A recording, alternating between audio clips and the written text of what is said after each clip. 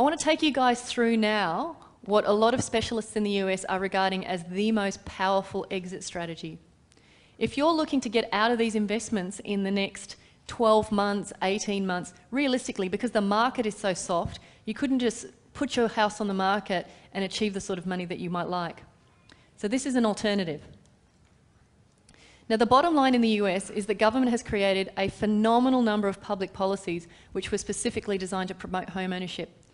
Right now, the government are creating loan programs so that people can buy their own homes using as little as 3% deposit. Now, investors can't borrow. We've already talked about the fact that for us to go over there and actually get money out of the country is near impossible. The option that you've got is that you can buy a house and get a tenant in there and work with them to understand the benefits of actually eventually buying that home. So let me run you through a scenario here, just so this makes sense to you.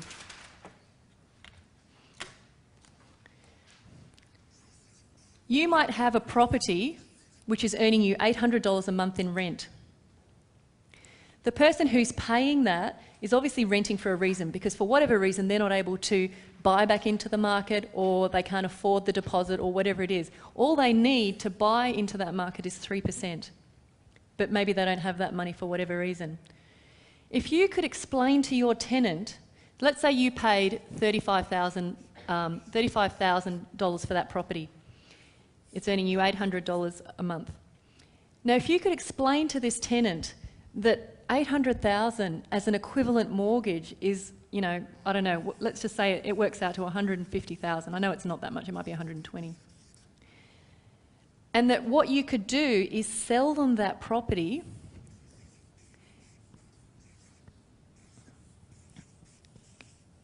Let's say you decide to tell them that you are prepared to sell them that property for $80,000, which is probably realistically the current market value of this sort of property. You could argue to them that their rent on an equivalent mortgage is going to drop to $400 a month, sorry. So what you're trying to do is you're trying to educate your tenant that really buying the property from you is going to be a much cheaper way for them to get back into the market. It's a slow process in terms of you really have to educate the tenant on how this works. But effectively, they can go from paying you $800 a month down to $400 a month, and then they own the property.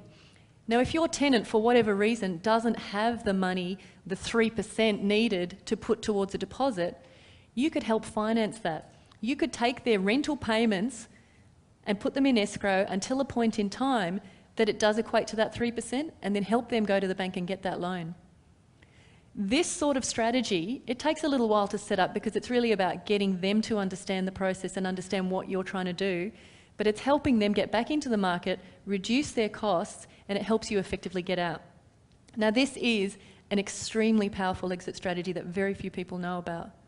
Now, what this means is if you can get the right tenant and you can apply this, then you could be out of your property within the next 6, 12, 18 months, when most other people, most other investors will be just sitting on them and waiting for the cash flow. Let's say you had 3 properties that you've bought. Let's say of those 3 properties, you try working with all 3 tenants to try to get them to, buy these properties. But for whatever reason, 2 of them just don't get it. But let's say 1 out of your 3 says, yep, I'm into it, I'm going to buy your property. Let's say you get $80,000. Effectively, you now have $80,000. You can either go and buy yourself another 2 properties, or you can put that money against these 2 homes and have them be debt-free if you've gone and borrowed the money. If you haven't borrowed the money to buy these properties, then again, you're just going again. You might be able to get 3 properties out of that, 2 or 3. The thing in the market over there right now is that the value of a property to an investor is completely different to the value of the property for the owner. In the US right now, the government are trying very hard and creating all these initiatives to help people back into the market. So they're creating what's known as a secondary housing market. Effectively what they're doing is they're saying to people, as long as you can come up with, say, 3% as a deposit, we will fund you the rest. There's a lot of agencies out there helping people clean up their credit. So effectively what they're doing is trying to speed up the process of the market recovery and people getting back into the market. And if you can tap into this as an Australian investor, you're going to be streets ahead of most American investors. If you tell a tenant, stop paying me $800 a month rent, start paying $400 a month as a mortgage, you know, it's a bit of a no-brainer, but it still takes time to get them to understand that you know, that this is a win-win. So I'm saying this is simple, this is effective, but as I said, if you own 3 properties, 2 tenants might just say, no, look, it's too hard, I can't be bothered.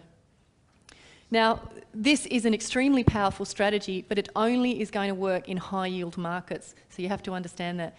There has to be an incentive for the tenant to want to take this up, and there has to be an upside for you. So if you've paid 35 and you can get 80, that's a huge upside. But if you've paid 80 and you're only going to get 80, then it doesn't work. So it's got to be a high